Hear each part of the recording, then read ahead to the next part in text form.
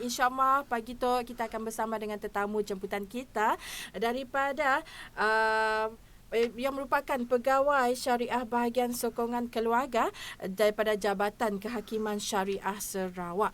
Jadi tanpa kita melengahkan masa kita lagi, kita akan bersama dengan beliau untuk topik kita pada kali itu adalah berkenaan dengan pemantauan Perintah Mahkamah Syariah di Sarawak, dan dengan tetamu jemputan kita iaitu Puan Rohaina binti Majid, dan kami ucapkan selamat datang ke Konti Iris untuk hari itu, Puan Rohaina. Okey, Alhamdulillah. Terima kasih DJ Zaza. Alhamdulillah. Dan apa khabar kita, Puan? Alhamdulillah, sihat. Syukur, Macam ni syukur. kita pun apa khabar? Baik, Alhamdulillah. Dan kita datang memang pagi tu hujan yang lebat. Masya Allah. Dan syukur Alhamdulillah ada hujan, ada panas, dan kita Alhamdulillah walaupun hujan lebat, kita bersyukur dengan apa yang Allah Subhanahu Wa Taala dah kurniakan untuk kita pada pagi tu. Okey, untuk Puan, apa kata kalau tanpa kita melengahkan masa, apa kata Puan boleh memperkenalkan diri Puan untuk topik kita pada pagi tu, Puan? Okey, Alhamdulillah. Pertama sekali kami nak ucapkan kepada pihak Radio Iris atas jemputan untuk kami memberi sedikit perkongsian lah berkenaan dengan bahagian sokongan keluarga Jabatan Kehakiman Syariah Sarawak. Nama kami adalah Rohaina binti Majid, pegawai syariah di Jabatan Kehakiman Syariah Sarawak, yang mana pada masa sekarang kami bertindak sebagai salah seorang pegawai di unit pemantauan. Untuk kali itu kami ingin berkongsi berkenaan dengan unit pemantauan di bahagian sokongan keluarga Jabatan Kehakiman Syariah Sarawak, yang mana pada asalnya kita bercerita tentang sejarahnya dulu lah. Betul. Untuk memperkenalkan mesti ada sejarahnya kan, Puan? Yes, okey.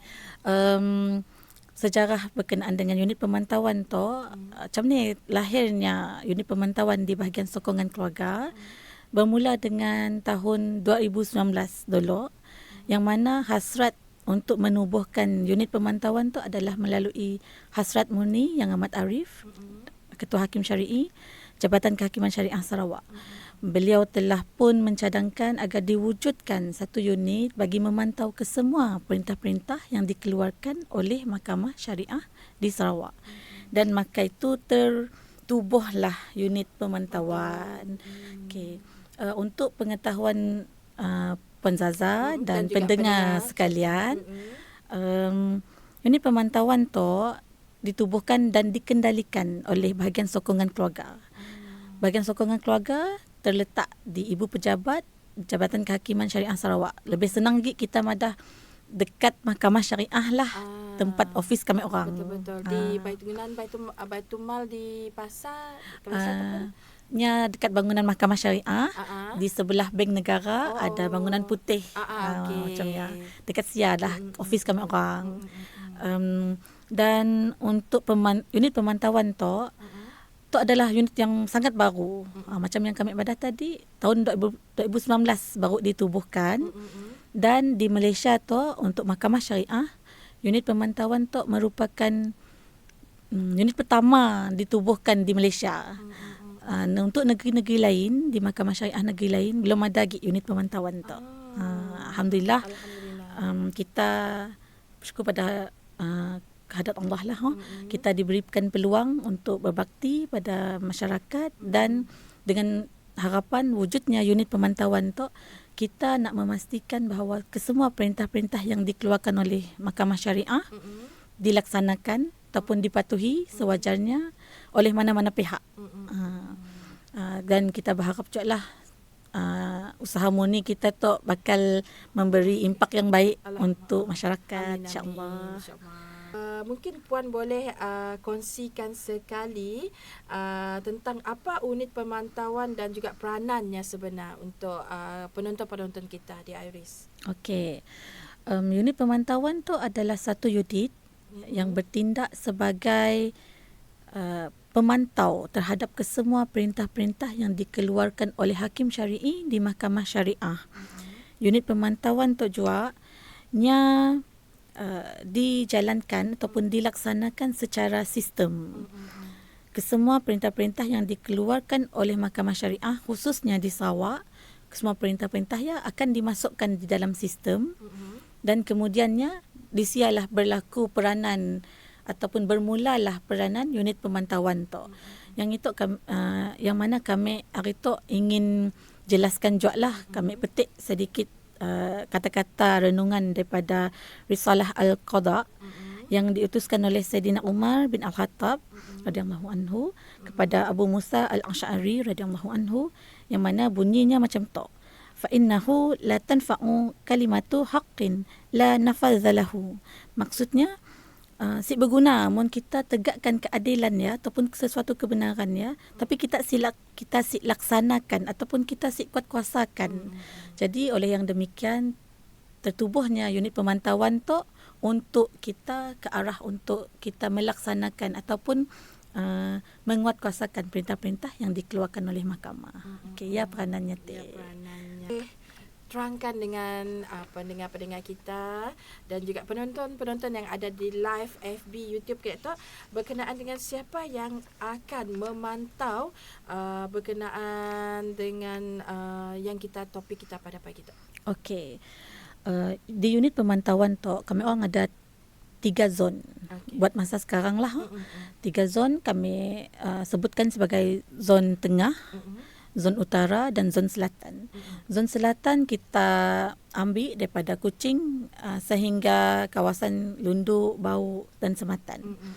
Zon tengah pula akan diambil daripada Sri Aman dan ke atas sehingga ke Sibu macam ya. Dan zon utara pula selepas daripada Miri dan selepas daripada Sibu ya terus kepada Miri dan ke atas lah. Sampai ke Limbang, Lawas macam ya. Semua perintah-perintah mahkamah yang keluar daripada mana-mana mahkamah yang kami sebutkan dalam zon-zon tadi ya. Dekat sia ada letakkan pegawai dan penolong pegawai syariah untuk memantau semua perintah. Kira ada yang ditugaskan di setiap bahagian kita, ada setiap zon kita tadi pun. Ya betul. Dan setiap zonnya ada satu sistem lah untuk buat pemantauan tu yang kita namakan sebagai sistem iSyariah. Okey. Selain daripada kita akan tahu siapa yang akan memantau, kali tu mungkin Puan nak share juga dengan pendengar siapa yang akan dipantau sebenarnya. Betul Puan. Yang paling penting adalah siapa yang dipantau tu. Kesemua ataupun kedua-dua pihak, plaintiff ataupun defendant ataupun mana-mana pihak yang mendapat perintah daripada mahkamah syariah, kesemua setidaknya akan dipantau oleh unit pemantauan tu. Biasanya kita gelar pihak-pihak yang dalam mahkamah tu plaintiff, defendant ataupun pemohon, responden dan jarang juga lah tapi ada kita sebutkan sebagai pemiutang dan penghutang penghakiman. Setidaknya apabila mendapat perintah mahkamah, setidaknya akan dihubungi oleh pihak kaki tangan di unit pemantauan ataupun sistem akan menghantar mesej kepada sidaknya. Dan kesemua pihak-pihak akan menerima mesej yang samalah. Sebagai contoh ayatnya dalam mesej ya pada tarikh sekian-sekian pihak tuan puan telah pun mendapat perintah daripada mahkamah syariah dan pihak tuan ataupun puan dikehendaki melaksanakan sewajarnya. Dan sekiranya berlaku apa-apa pelanggaran ataupun ketidakpatuhan, sila hubungi link yang disertakan sekali. Macam ni pun ringkasan ayat lah. Okay. Dan yang dipantau pun tahu yang dirinya dipantau dan juga sentiasa dalam pemerhatian pihak mahkamah, pihak penghakiman mahkamah syariah lah Puan. Ya betul. Macam kini tu selalu juga orang apabila kami telefon selalu juga orang nanya, "Tok bukan scammer kah?" Tapi sebenarnya ialah daknya alert dengannya pun ya betul. Setidaknya kini tu dah alert dengan mahkamah syariah yang mula melangkah ke arah telefon dan mengupdate status pemerintah ya. Alhamdulillah lah. Dulu kata orang dengar kami banyak pakai surat. Oh betul, betul. Kita dah zaman moden, email dan juga telefon, WhatsApp semua memang kita gunalah untuk kita pantau orang yang kita madah tak penghutang dengan. Oh betul, penghutang dan pemiutang penghakiman ya. Dan mungkin Puan Cik nak ceritakan dan juga kongsikan dengan pendengar-pendengar setia kita berkenaan kes apa juga yang kita pantau, yang dipantau kita sebenarnya tu. Okey. Unit pemantauan di bahagian sokongan keluarga Jabatan Kehakiman Syariah tu pada masa tu nya fokus kepada 6 jenis kes. Iaitu kes tuntutan nafkah edah, tuntutan nafkah isteri, tunggakan nafkah isteri, tunggakan nafkah anak, tunggakan muta'ah dan tunggakan nafkah apa-apa orang yang perlu dinafkahi lah. Sama ada sekiranya dah ada perintah daripada mahkamah yang menyatakan bahawa sebagai contoh si anak yang perlu menafkahkan bapaknya yang sedang sakit. Maka apabila ada perintah daripada mahkamah sedemikian, unit pemantauannya akan telefon kepada si anak lah. Pada masa tu cuma kami orang fokuskan kepada 6 jenis yatik lah. Tapi sebenarnya kami orang ke arah menguatkuasakan ataupun memantau ke semua jenis kes di mahkamah. Termasuklah kes hak jagaan anak, kes faraid, kes-kes yang melibatkan perkara betul-betul kita perlu laksana, kita terus pantau supaya tak ada orang culas ataupun supaya yang lebih penting lagi supaya kertas perintah yatik bukanlah sekadar kertas biasa aja lah. Nya adalah satu perkara yang mesti ataupun wajib dilaksanakan oleh pihak-pihak yang terlibat. Ini kira macam salah satu tanggungjawab daripada kita menerapkan tanggungjawab daripada orang yang diperintahkan untuk menghadiri lah bendanya Puan. Ya betul. Ya salah satu kita nak mengingatkannya lah untuk tanggungjawab kita macam ya dan perlu laksana betul. Dan tadi first time kami dengar anak diperintahkan beri nafkah kepada ayah. Kan sebelum tu memang kita pada bila terjadinya penceraian biasanya ayah yang akan memberi nafkah kepada anak. Tapi kali tu mungkin Puan boleh ceritakan secara ringkas tentang anak yang perlu menafkahkan ayahnya. Okey. Untuk maklumat pendengar juga, bahagian sokongan keluarga tu nya menguatkuasakan apa yang telah diperintahkan oleh hakim. Okey, macam yang kami sebutkan tadi, macam ni anak yang diperintahkan untuk menafkahi bapaknya. Okey, berkenaan dengan nafkah tu, nafkah sama ada daripada anak kepada bapa ataupun bapa kepada anak, dua-duanya ada tanggungjawab yang samalah. Untuk bapa apabila anak yang dalam umur yang masih kecil sehingga umur 18 tahun ataupun sehingga anak perempuannya berkahwin kah, kan bapa yang perlu menafkahkan anaknya nak. Tapi apa terjadi sekiranya anak dia dah besar, dah berkahwin, dah bekerja, dah ada pekerjaan yang stable, dan si bapa nya si bekerja lagi ataupun nya dah si ada pendapatan lagi, tidak berupaya untuk bekerja lagi, dan pada masa adalah satu tanggungjawab anak juga untuk menafkahkan bapaknya ataupun kita sebut sebagai menafkahkan ahli waris lah. Menafkahkan ahli waris tu orang awam ramai yang tahu, tapi orang tahu ia adalah satu kewajipan ataupun tanggungjawabnya. Cuma macam mana caranya nak execute benda yang tahu. Jadi dekat situ sebenarnya ada ajak kes dekat mahkamah syariah. Tapi untuk penguatkuasaan biasanya barulah bahagian sokongan keluarga tu masuk. Nya dapatkan perintah, tapi sekiranya perintah yang dilaksanakan sewajarnya kami orang pantau je. Sekiranya perintah yang dilaksanakan sewajarnya, barulah tindakan seterusnya kami orang akan ambil lah. Macam ya. Untuk topik kita hari tu memang untuk pemantauan je. Dan insyaAllah ada pegawai kami di bahagian sokongan keluarga je pada tarikh yang lain insyaAllah yang akan mendetailkan apa proses-proses yang kami orang ambil. Untuk pada masa sekarang kami beri hint sikit lah. Boleh. Supaya pendengar pun rasa macam excited nak dengar kelak. Okey. Apa yang kami orang laksanakan selepas pemantauan tu, pemantauan dilakukan, kemudian kami orang akan beri nasihat. Berjumpa dengan sebagai contoh berjumpa dengan si bapa ataupun si anak macam ni kita nak menyelesaikan isu tentang nafkah tu. Macam ni kita nak memberi kedua-duanya keadilan supaya si berat. si bapa si berat nak menafkahi anak dan si anak pun diberi nafkah pada setiap bulan. Kita tanggallah nasihat dan dari sudut perundangannya macam ni. Okey. Kemudian selepas nasihat yang diberikan, sekiranya masih juga ada pihak-pihak yang melanggar ataupun tidak mematuhi perintah, maka kita akan teruskan dengan satu proses yang di bawah unit penguatkuasaan dan pelaksanaan perintah. Dekat unit dia ada keras sikit lah, kami sebut keras sebabnya akan melibatkan sekatan bank, potongan gaji, sitaan harta, bahkan paling akhir sekali, inisiatif yang kami orang akan buat adalah kita penjarakan orang yang si beri nafkah. Yalah, mun boleh kami orang memang elakkan daripada kita nak hantar orang ke penjara. Sebab tujuan utama kita cuma mau tanggungjawab nafkah ya dijalankan je. Ya sebagai contoh lah. Okey. Dan mungkin kita boleh kembali lagi ke topik kita. Okey.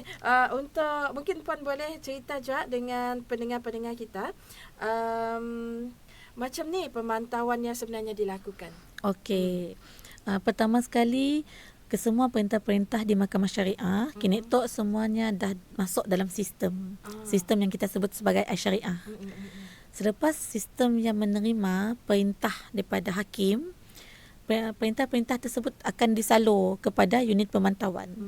Daripada sia, staf kami ataupun kami pun akan bertindak mendaftarkan perintah-perintah yang sebagai satu kes pemantauan. Kita sebut sebagai kes pemantauan lah. Selepas didaftarkan, jadi kami orang akan buat pemantauan. Setiap bulan kami orang akan hantar mesej melalui sistem ya Juate. Kita ada sistem My SMS Portal Mahkamah Syariah pun. Dan kita akan hubungi pihak-pihak yang berkenaan, yang terlibat dengan perintah mahkamah. Selepas dihubungi pihak-pihak ya, barulah satu laporan akan dikeluarkan untuk menyatakan bahawa pemantauan kita ya berjaya kah? Si berjaya. Macam ya. Okey, mungkin Puan boleh cerita juga ataupun kongsi dan juga terangkan dengan pendengar kita tentang berapa lama sebenarnya satu-satu kes yang dipantau. Okey. Sesuatu kes yang telah pun mendapat perintah daripada mahkamah ya, kami akan pantau selama 6 bulan berturut-turut. 6 bulan berturut-turut. Yes. Maksudnya setiap hujung bulan memang kaki tangan di unit pemantauan akan menelefon pihak-pihak, menghantar SMS. Benda yang dijadikan rutin selama 6 bulan. Jadi sebab ya kami ada sebut juga tadi, kadang-kadang orang mikir kami orang scammer. Tapi bukan scammer. Yes. Tapi bukan scammer. Okey, mungkin Puan nak cerita juga apa jadi selepas pemantauan 6 bulan ya Puan? Okey. Sekiranya dah cukup 6 bulan kami orang pantau perintah yatik, sudah telefon dengan pihak-pihak. Jadi kes yang akan dilaporkan dan diklasifikasikan sebagai selesai berjaya ataupun selesai gagal. Okey. Contoh keadaan yang mananya selesai berjaya adalah kita mendapat makluman daripada pihak-pihak nafkah telah diberikan sewajarnya setiap bulan tanpa culas. Jadi kita akan klasifikasikannya dan buat laporan. Perintah yang berjaya dilaksanakanlah dan pemantauan dilaksanakan dengan berjaya lah. Macam ni dengan selesai tapi gagal totik. Okey, kegagalan yang berlaku apabila pihak-pihak, salah satu pihak kah ataupun kedua-dua pihak ya kah, nya telah pun menukar nombor telefon, menukar alamat tempat tinggal. Jadi kami orang si dapat nak trace-nya. Jadi kami orang si dapat juga pantau apa berita tentang perintah ya. Benda yang akan menjadikan pemantauan kami orang yatik gagal lah. Tapi ada juga kes yang mana pemantauan yatik berjaya. Tapi kami orang agihkannya ke unit lain di bahagian sokongan keluarga. Untuk makluman pendengar juga, bahagian sokongan keluarga di Jabatan Kehakiman Syariah kini tu di Sarawak ada 4 unit. Unit pemantauan, unit khidmat nasihat perundangan, unit penguatkuasaan perintah mahkamah dan unit pengurusan dana. Apa yang kami terangkan hari tu baru tentang unit pemantauan lah. Maksudnya ada 3 lagi unit yang kita akan kongsikan bersama kelak, juga. insya-Allah. Jadi dekat 3 unit tetek disalurkan kes yang orang kami sih katakan orang melanggar perintah lah. Tapi kadang-kadang si mematuhi perintah atas alasan tertentu. Dekat sialah kita cuba mendalami apanya pun alasan. Kenanya buat macam ya. Kadang-kadang si juga satu pihak yang bersalah. Kadang-kadang memang kedua-dua pihak yang ada alasan yang menyebabkannya si nak maulah benda ya. Tapi sebenarnya duit-duit yang nak diberinya nafkah nya ada simpan. Apabila nya berjumpa sebagai contoh lah, kami ambil contoh kes nafkah anak. Si bapa nya si beri direct kepada bekas isterinya lah untuk nafkah anak ya. Tapi setiap bulan nya simpan dalam bank account anak tanpa memaklumkan kepada si ibu yatik. Sebenarnya adanya beri. Tapi si ibu si tahu sebab bukan masuk ke akaun banknya. Dekat sialah kita kelak di unit pemantauan tu nya ambil rekod lah, ambil maklumat daripada pihak-pihak. Perintah mahkamah nyuruh kita bank in ke bank CIMB. Tapi kena kita bank in ke tabung haji encik. Jadi dekat sia kita dalamilah apanya pun kekhawatiran sebenarnya. Jadi mungkinlah Puan boleh share ataupun kongsi dengan pendengar-pendengar Iris hari tu macam ni cara nak hubungi pihak BSK dan juga apa pesanan Puan buat pendengar-pendengar Iris kita hari tu. Okey. Untuk hubungi pihak BSK, kita orang boleh terus pergi ke Mahkamah Syariah di Jalan Haji Tahas ya. Dan boleh mohon untuk bercakap dengan mana-mana pegawai bahagian sokongan keluarga. Ya, satulah.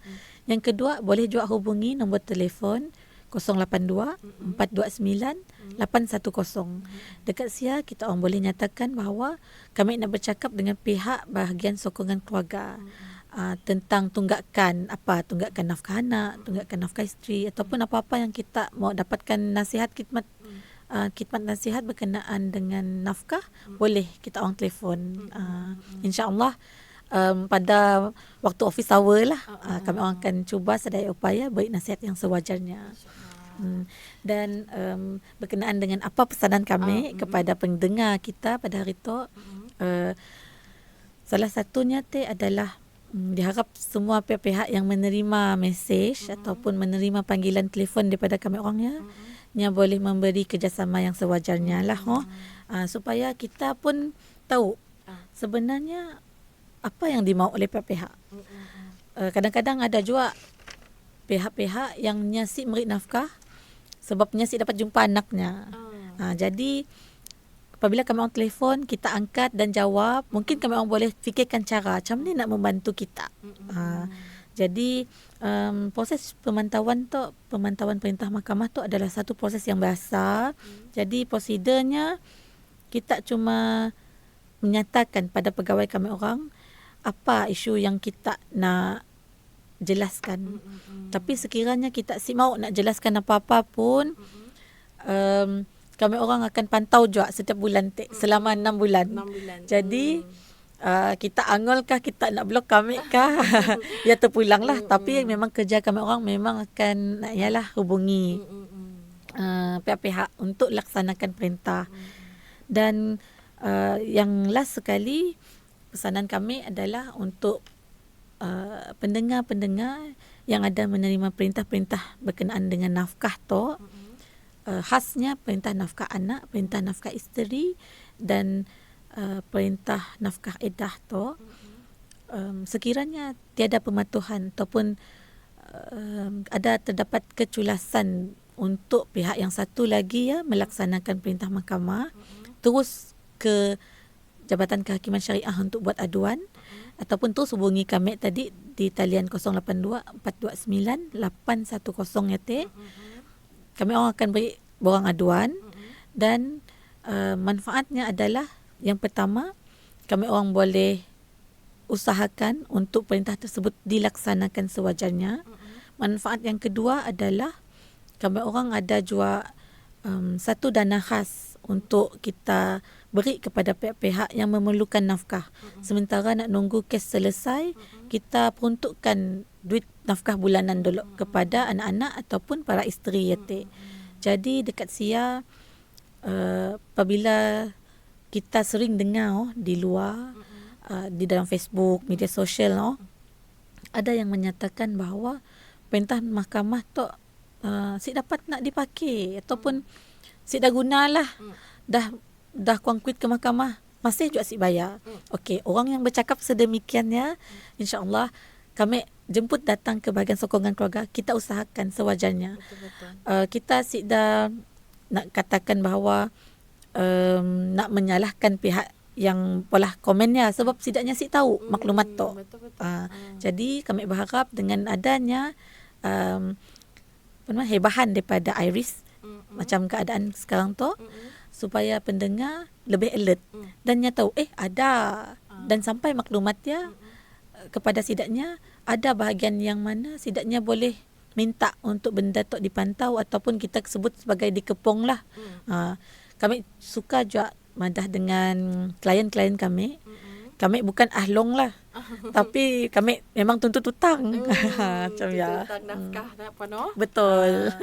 Okey, ya tadi antara perkongsian kita untuk segmen daripada meja agensi berkenaan dengan pemantauan perintah Mahkamah Syariah di Sarawak. Jadi untuk pendengar-pendengar siaran Iris boleh pergi ke Facebook TV Iris dan juga YouTube TV Iris. Daripada kita boleh pergi ke laman rasmi di www.lakmns.org.my atau boleh muat turun aplikasi Iris LAKMNS daripada sesiapa yang guna iPhone boleh muat turun daripada iOS, dan sesiapa yang guna Android boleh muat turun daripada Play Store. Dan dengan adanya 4 platform rasmi Iris, pendengar-pendengar dapat mengetahui info-info semasa dan juga apa temu bual yang dilakukan setiap kali Iris ke udara secara live.